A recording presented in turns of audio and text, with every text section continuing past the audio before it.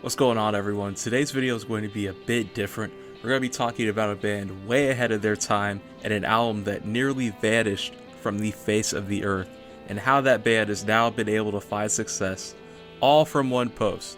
Let's go back to 1999. The world is very, very different, and in relevance to this story, trying to start and become a successful band is harder than it'll probably ever be. Compared to now, sure, there was probably less artists you had to compete with, but to actually be noticed or found without the internet was nigh impossible. You really just played shows until maybe someone important liked you.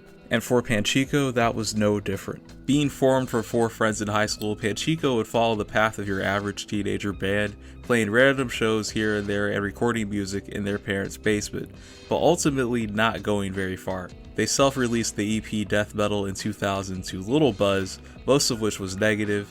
After the release, Panchiko would remain independent and begin to slow down. They recorded another EP, Kicking Cars, but wouldn't release it, and as the members began to slowly move away, going on to college, Panchiko once again, like hundreds of bands from its era, would fade into obscurity. Now we flash forward to 2016. In the Mew board on 4chan, someone makes a post about an album they found in a thrift store. The music on the CD was likened to shoegaze, but was buried under a layer of distortion, unknown to the board whether it was intentional or not.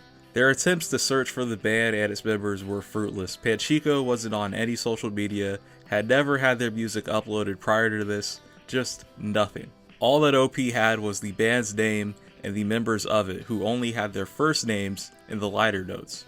After this, the search would go cold, and for good reason. Panchiko was the worst case scenario for a lost media style search. They had no presence anywhere online, the music was corrupted to bits, and the people who made it could not be identified.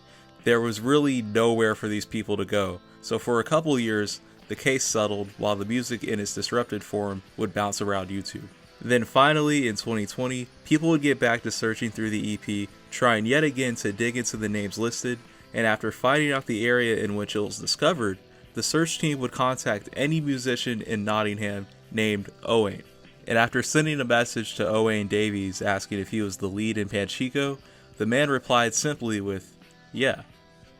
Just like that, after a 4-year-long search that many people didn't believe was real, Panchiko had been identified and began to reform, with the band members coming back into contact and now trying to remaster their work. By the end of 2020, Panchiko's death metal and unreleased Kicking Cars projects were released in their undistorted forms for the first time in 20 years, and in addition, found and released their demos with ferric oxide. The band was back and quickly started recording new music. They dropped a Machine Gun Drum that June, and in December of 2021, played their first show back in Nottingham, which got released as a live album. By 2023, they would drop their first album, Failed at Math, which, considering it was made by a band that hadn't existed for 20 years, who most of the members of went on to do non-musical careers, this thing is pretty good. My only real criticism of it is that a big portion of it is re-recorded demos, but like I said, these guys lived half their lives thinking this band was over, and then one day got thrown back into it, so I can't really complain much about the lack of new material. Especially with how good the new stuff was. I've realized I haven't really been talking about Panchiko's sound a lot and what I like about them, so I'll change that for this part.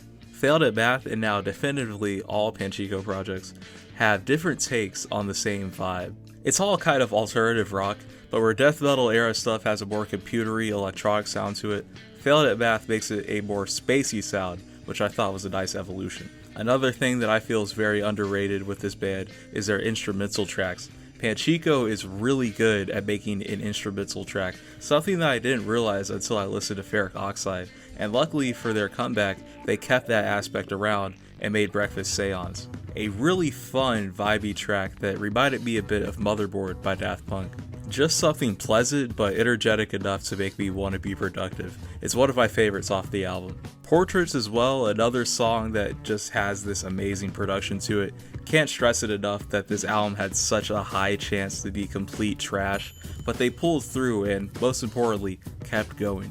Which brings us to Ginkgo, their new album. This thing is really good for starters. Not only is this album full length, but it's also all new material. Save for one song, this album is completely original stuff, which was the only issue I really had with Failed at Math.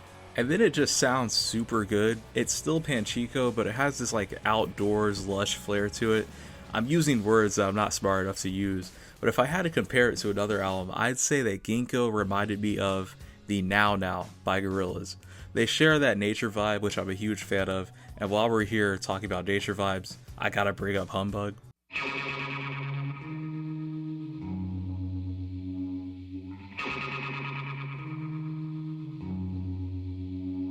So yeah, before I start talking like a knockoff Fantano, I'll just say that Ginkgo is a pretty solid album. Favorite songs: Shandy of the Graveyard, Chapel of Salt, Max Omelette, and Subtitles.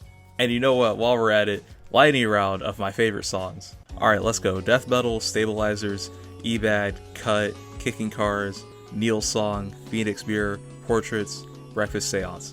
All bangers, check them out. Panchiko as a whole, even if you only listen to that first album and don't care for them besides that, or if you don't care at all, their story and reformation, to me at least, will always be very impressive and deserving of props. I saw them live last year and was completely blown away. They are great live and, most importantly, affordable. Why are concerts not affordable? But anyways, that's it for today. Last video did insane, way better than I could have ever hoped for. Thank you all so much for that. Thank you as well for 600. We're more than halfway to 1,000. And if you want to help with that, like, subscribe, and stay clouded. I'll see you guys all later.